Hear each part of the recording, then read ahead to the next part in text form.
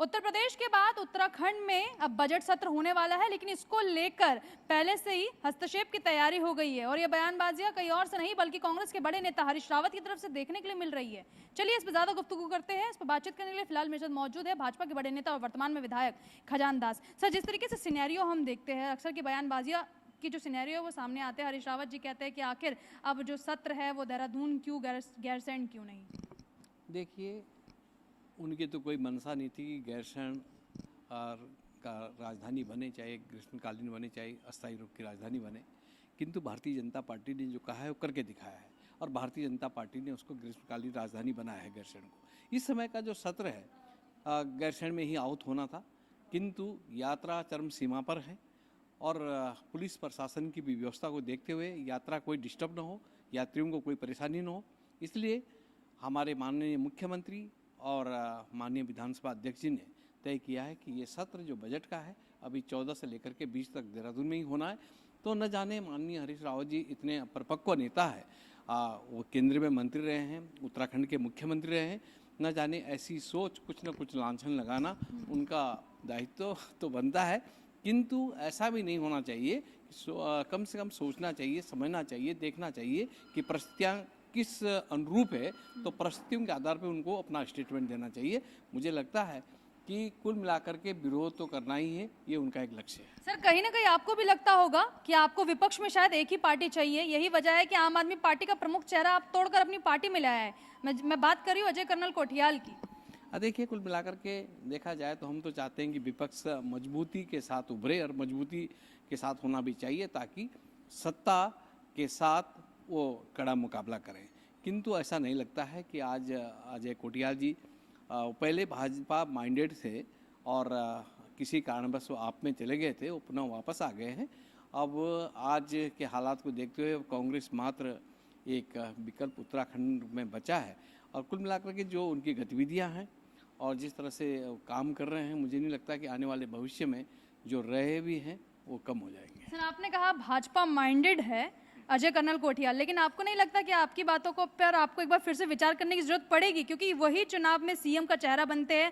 आम आदमी पार्टी का प्रचार प्रसार के लिए खुद अरविंद केजरीवाल वहां पहुंचते हैं और जितनी भी बातें और जितने भी वाक्य निकलते हैं वो साफ बताते हैं कि भाजपा से उनका कोई लेना देना नहीं था। मुझे लगता है कि उन्होंने भाववेश में आकर के इस तरह का स्टेटमेंट दिया है और उनको सीएम का चेहरा घोषित करके, किंतु असलियत पता चल गई कि उत्तराखंड का जनमानस आखिरकार क्या चाहता है। उत्तराखंड में मात्र 2 ही पार्टियां चल सकती है, चल रही है।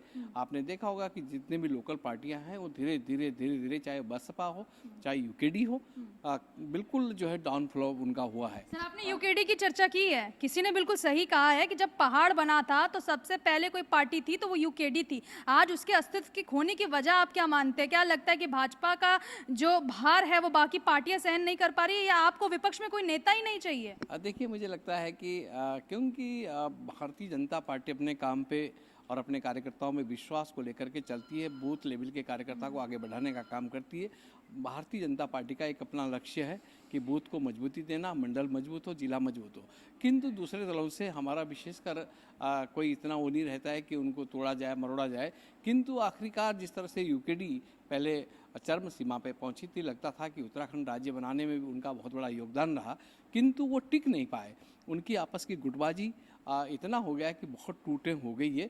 मुझे लगता है कि अब आने वाले समय में उभर पाना बड़ा कठिन है। खजान दास जी, इस बात से शायद मुझे नहीं लगता आप भी झुठलाएंगे या हम झुठलाएंगे कि प्रत्यक्ष को प्रमाण की जरूरत नहीं होती है। और जिस तरीके से आप भी चर्चा कर रहे हैं कि पार्टियों में गुटबाजी है, खैर बीजेपी पे नहीं जाएगा कि गुटबाजी आपकी पार्टी में कहां तक नजर आती है, लेकिन क्या विपक्ष को देखना चाहते हैं?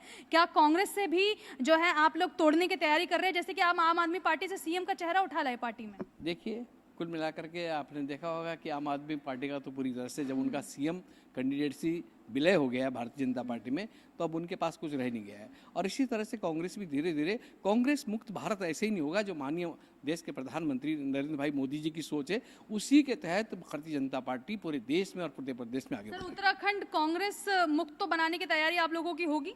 बिल्कुल, ये तैयारियां चल रही है। आपने देखा भी होगा कि इस समय लोग बड़े अहम में थे और ऐसा लग रहा था कि जो अभी सब चुनाव हुआ है 22 का, ये इसमें बदलाव आएगा।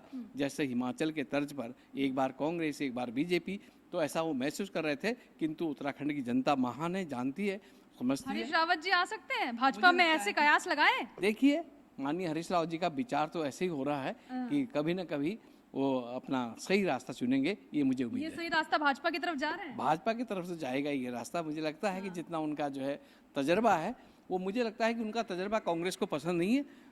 भाजपा में आए तो उनका स्वागत है। एक आखिरी सवाल का जवाब दे दीजिए। परिणाम अब आने वाला है, मतदान तो हो चुका है, किसकी जमानत कितने पे जब्त होगी और किसको फायदा मिलेगा? देखिए, ये बहुत ज़बरदस्त जीत होगी भारतीय जनता पार्टी की और माननीय मुख्यमंत्री पुष्कर सिंह धामी जी की। जिस तरह से उन्होंने सराहा है, जो हमने कार्यकर्ता के तहत जो हमने काम किया है, कार्यकर्ता आधारित पार्टी भारतीय जनता पार्टी है, किंतु कार्यकर्ता ने जिस तरह से मेहनत की है, हम अपने मेहनत के बलबूते पे कह सकते हैं कि जितनी मेहनत भारतीय जनता पार्टी के कार्यकर्ताओं ने की, उसके तहत हम दूसरे की जमानत जब्त करने वाले हैं और भारी बहुमत से माननीय पुष्कर सिंह धामी जीतने वाले हैं। चलिए, खजानदास साहब को आप सुन रहे हैं, भाजपा के बड़े नेता साफ शब्दों में कह रहे हैं कि जीत की टेंशन मत लीजिए, 3 जून को परिणाम हमारे हक में आएगा। लेकिन ऐसे में ये भी समझ लीजिए कि भाजपा भी जो है बहती गंगा है, जिसमें जो चाहे वो आता है, चाहे उसमें अजय कर्नल कोटियाल की बात करें और फिर अपनी विचारधारा को बदल देता है। और जिस तरीके से उन्होंने चर्चा भी की है कि हरीश रावत अगर भाजपा में शामिल हो जाए तो ये कोई हैरान करने वाली बात नहीं होगी।